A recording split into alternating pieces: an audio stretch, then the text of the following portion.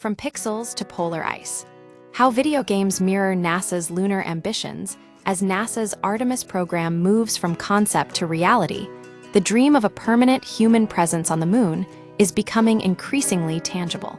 With a projected $20 billion roadmap for a long-term lunar base, the agency is shifting its focus from brief exploratory visits to sustained habitation.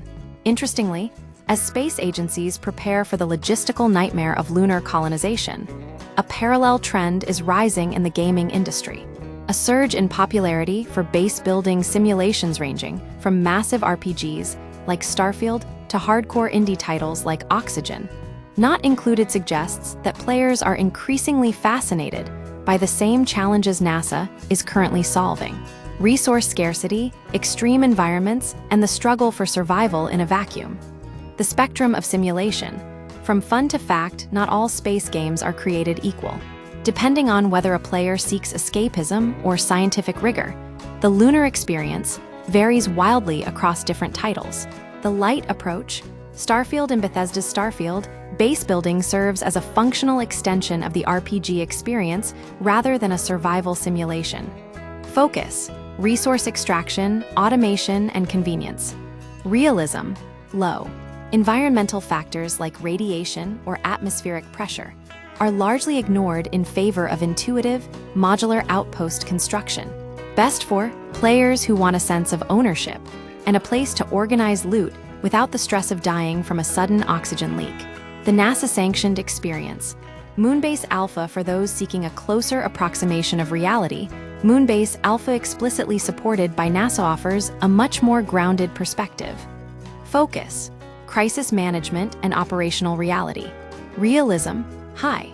Players act as astronauts managing life support systems following a simulated meteorite impact. The experience. Rather than building from scratch, it simulates the living and working aspect, utilizing authentic NASA equipment, solar arrays, and realistic extravehicular activity, EVA, mechanics. The hardcore survivalist. Surviving Mars and space engineers for gamers looking to truly feel the difficulty of lunar life. Certain titles offer deep systemic complexity. Surviving Mars. While set on Mars, it serves as an excellent proxy for the moon. By using specific mods to remove atmosphere and focusing on modular pressurized domes, players must grapple with the terrifying reality of cascading failures, where one broken pipe can lead to total colony loss. Space engineers.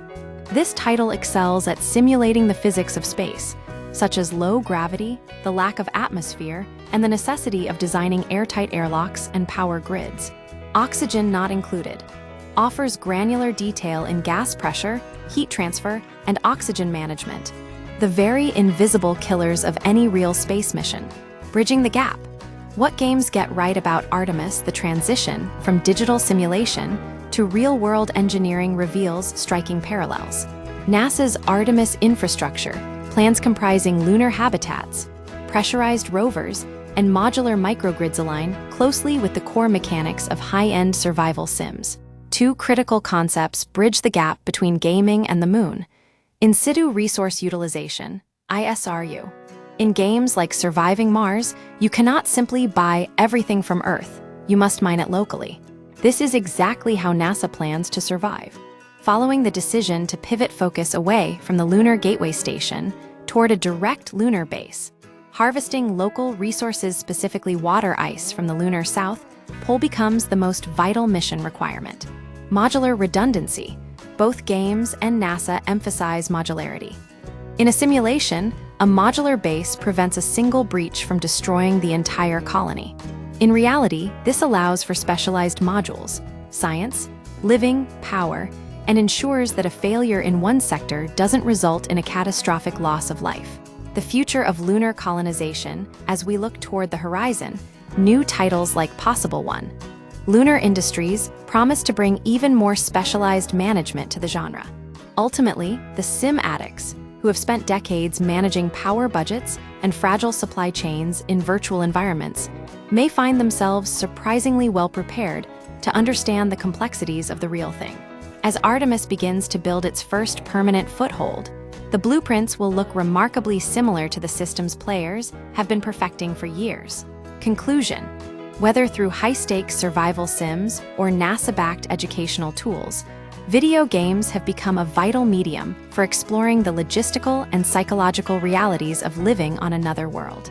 As NASA builds the real thing, the line between digital simulation and lunar reality continues to blur.